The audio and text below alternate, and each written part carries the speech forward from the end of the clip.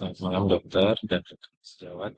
Ini saya mempresentasikan dulu reading dengan judul radiofrekuensi ablasi untuk nodul tiroid.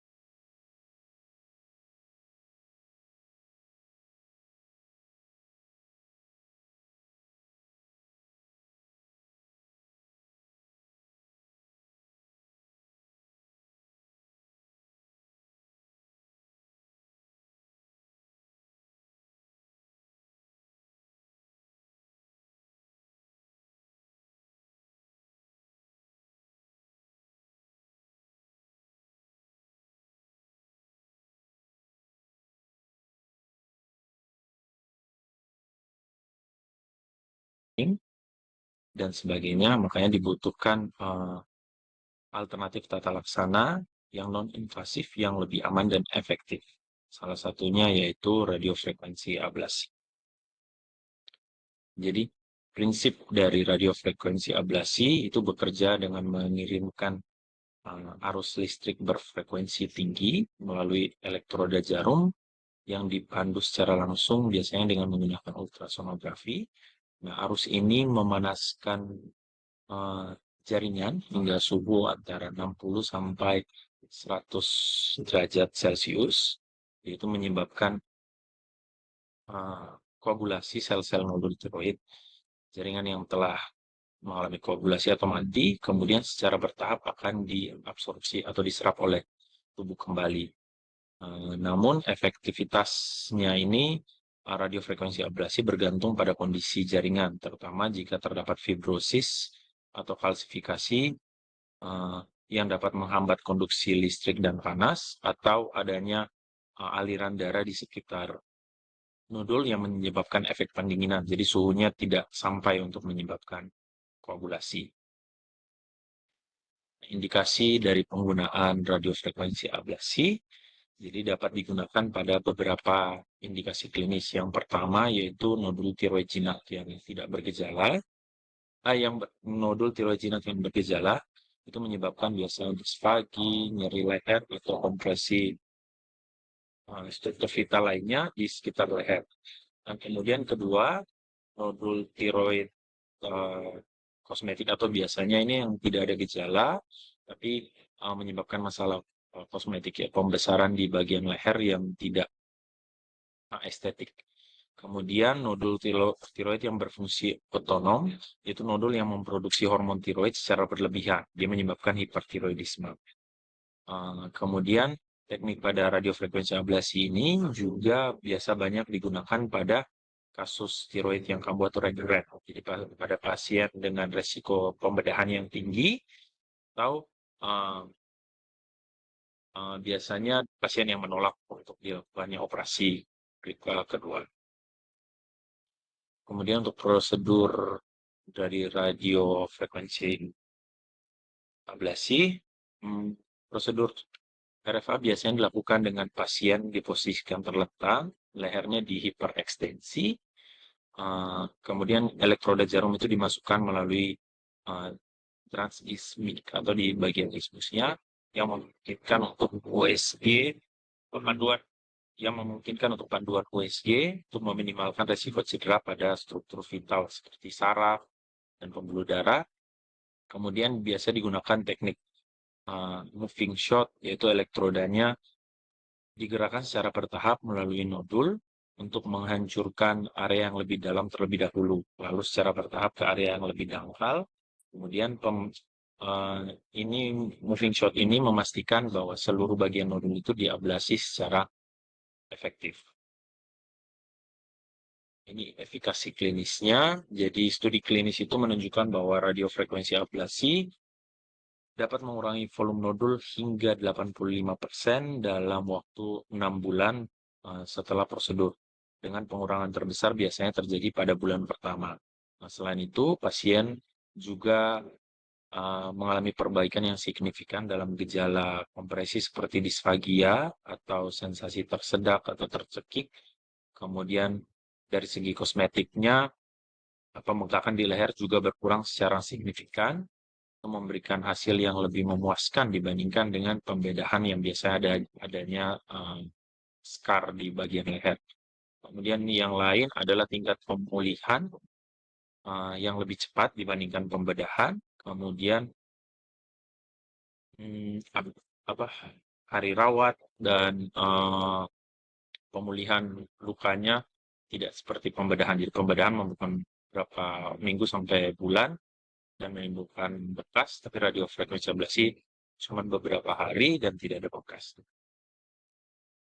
Nah, ini keunggulan radiofrekuensi ablasi dibandingkan dengan pembedahan. Keunggulan utama radiofrekuensi ablasi dibandingkan dengan pembedahan tiroidektomi sifatnya yang minim invasif. Jadi tidak ada sayatan yang besar yang diperlukan sehingga resiko komplikasi seperti kemudian tidak diangkat jadi risiko hipoparatiroidisme dan cedera saraf itu biasa tidak ada, bekas lukanya tidak ada. Kemudian dari segi ekonomi RFA juga lebih hemat biaya karena menghindari operasi besar dan rawat inap yang berkepanjangan. Kemudian ini komplikasi. Jadi meskipun dia relatif aman, tapi radiofrekuensi ablasi tidak sepenuhnya bebas dari resiko. Komplikasi mayor yang biasa terjadi seperti cedera saraf laring, prevalensinya walaupun kurang dari 1%, masih ada kemungkinan untuk terjadi. Kemudian ada hematoma dan perdarahan di bagian. Komplikasi minor itu seperti lebih umum, biasanya ada nyeri di daerah yang diablasi, kemudian bisa ada pembengkakan. Namun sebagian besar ini dapat diatasi secara konservatif, yaitu bisa membaik. Ini kesimpulannya. Jadi sebagai kesimpulan, radiofrekuensi ablasi itu menawarkan alternatif yang aman dan efektif untuk pengobatan nodul tiroid yang jinak dengan pengurangan risiko komplikasi besar dan pemulihan yang cepat. Kemudian teknik radiofrekuensi ablasi juga sangat cocok bagi pasien yang menolak untuk pembedahan, kemudian memiliki risiko tinggi untuk operasi. Kemudian dari segi klinis, dia juga memberikan hasil yang memuaskan baik dari fungsional maupun estetik dengan hasil yang lebih baik. Jadi radiofrekuensi ablasi ini juga dapat dipertimbangkan sebagai modalitas utama dalam penanganan nodul tiroid. Ini daftar pustaka yang saya ambil. Sekian daftar. Terima kasih. Iya, terima kasih. Sebelum kita berdiskusi, mungkin ada yang lain dulu tanya.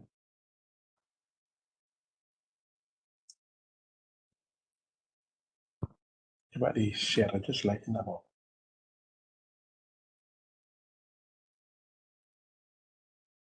Terutama di indikasi.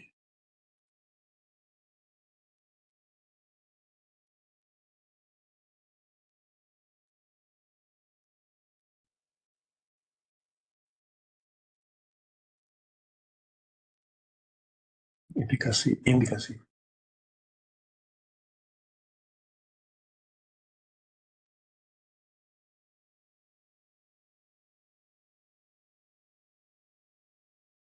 Ini efikasi, indikasi.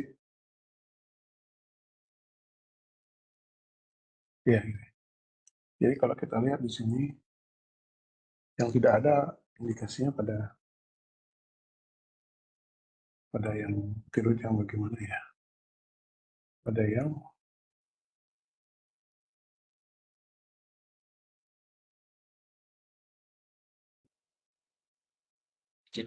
Indikasinya gimana? Pertanyaan. ya, jadi kelainan tiroid yang bagaimana yang tidak diindikasikan ke RFA?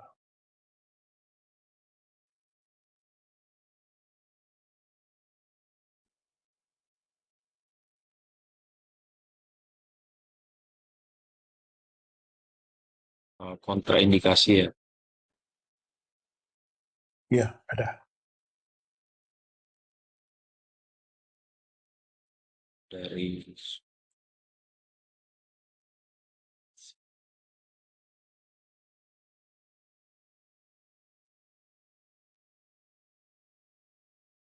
Mungkin yang lain bisa bantu.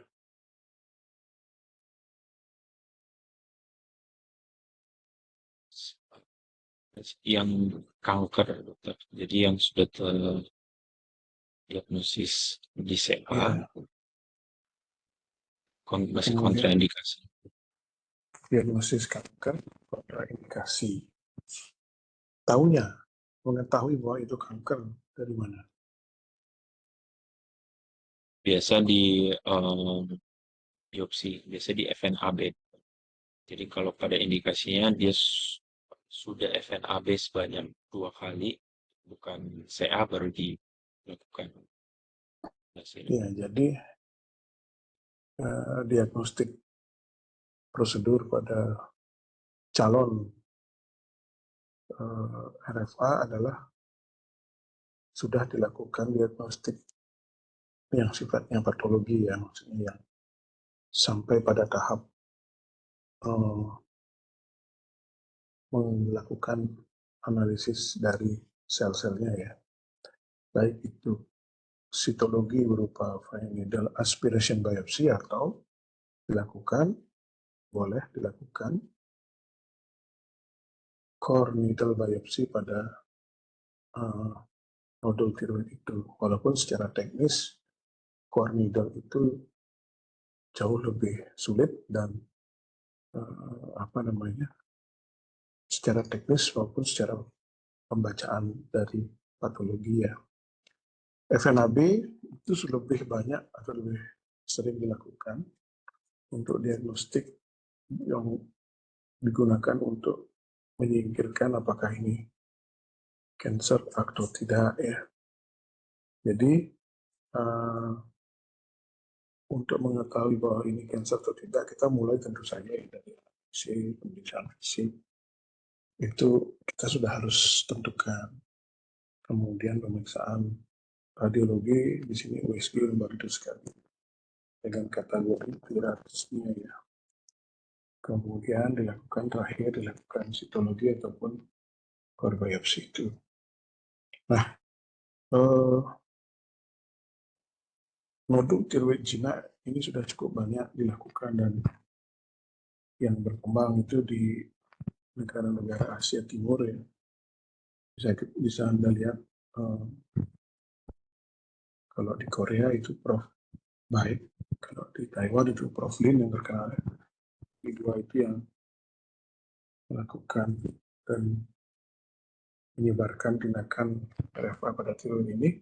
Kalau di China dia menggunakan ada satu lagi teknik non invasif. Nanti kalau saya ingat ya, bukan radiofrekuensi dia menggunakan lupa saya alatnya. Jadi kedua orang ini adalah radiologi intervensi ya. Tapi yang belajar ke mereka ada radiologi intervensi ya dari Indonesia ya. Orang dari Indonesia rebutan ke sana untuk belajar. Nah, sekali lagi saya ingatkan di sini indikasinya itu adalah tidak pada yang cancer ya, yaitu nodul tiroid jinak ya, yang tujuannya untuk kosmetik. Kalau saya itu gampang. Kalau yang hipertiroid, jujur saya tidak berani. Apa ya? Kira-kira tahu gitu ya alasannya. Kalau udah hipertiroid saya tidak mau. Kira-kira tahu.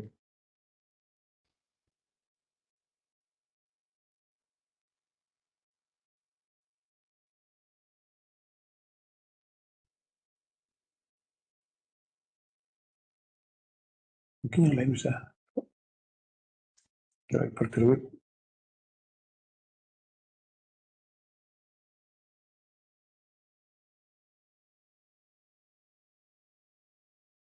manipulasi pada kelenjar tiroid pada kondisi hipertiroidisme akan bisa menyebabkan terjadinya thyroid storm, ya, badai tiroid yang belum tentu bisa diatasi, ya, berbahaya sekali. Kemudian tadi Anda sudah katakan bahwa ada efek pendinginan daripada hipervaskuler di sekitar tiroid. Nah, dan ketiga, adanya risiko perdarahan oleh karena banyak vaskuler pada kondisi hipertiroidnya. Jadi saya kurang setuju untuk yang hipertiroid, ya. Jadi walaupun mungkin tiroidis bisa tidak dilakukan, ya. Kalau yang jinak tentu saja, apalagi yang kosmetik memang tujuannya itu jadi menghindari adanya scar, sehingga sekarang RFA ini menjadi primadona untuk kasus-kasus tiroid jinak, ya. Kalau cancer jangan, nanti sisa dan sebagainya, risikonya tersisa, ya, karena ini bukan melakukan pembuangan secara itu, ya, apalagi kita orang bedah untuk mengetahui bagaimana strukturnya, mengetahui di mana posisi anatominya secara detail, termasuk di mana lewatnya saraf, di mana posisi paratiroid, posisi esofagus, posisi trakea, itu semuanya kita paham karena kita terbiasa melakukan pembedahan terbuka. Maka RFA ini bagi kita, ya, tindakan yang tidak sulit, ya. Walaupun kita harus belajar menggunakan USG, ya, sebagai panduan. Nah, biasanya kita lihat, sekarang kita harus lihat di layar. Jadi bedanya misalnya. Biasanya kita AFU lihat langsung, sekarang kita harus lihat layar 2 dimensi.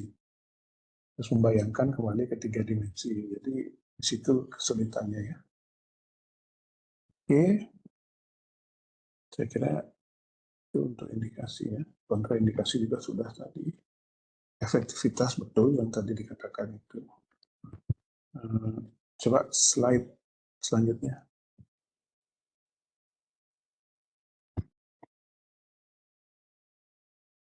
Ya, ini tadi prosedur, ya, sudah juga. Lanjut. Verifikasi prosedur, lanjut.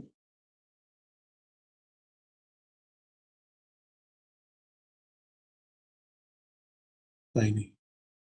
Di sini keunggulan, ya, memang betul dia minimal invasif.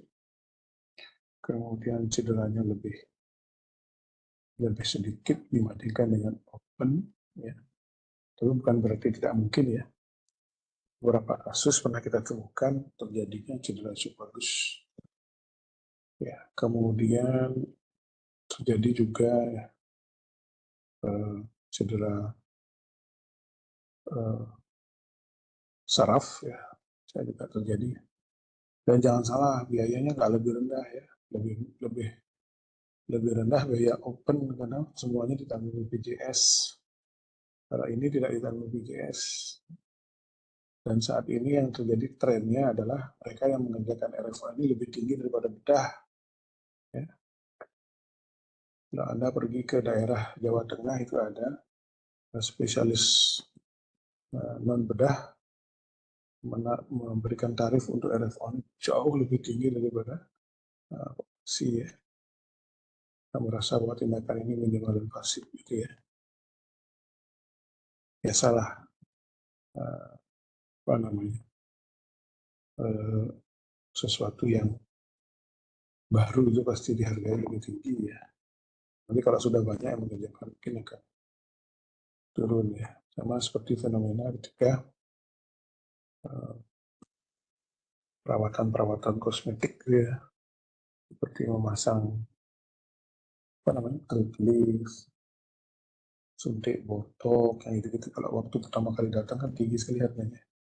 Sekarang semakin banyak yang bisa mengerjakan, pada turun harga semua. Ya, jadi fenomenanya seperti itu. Terakhir, mungkin di daftar pustaka. Dokter, jelas dokter. Ini Anda lihat ya, baik, ya, ini lihat baik gitu ya, dari Korea nih. Kemudian yang banyak mengerjakan ya, sudah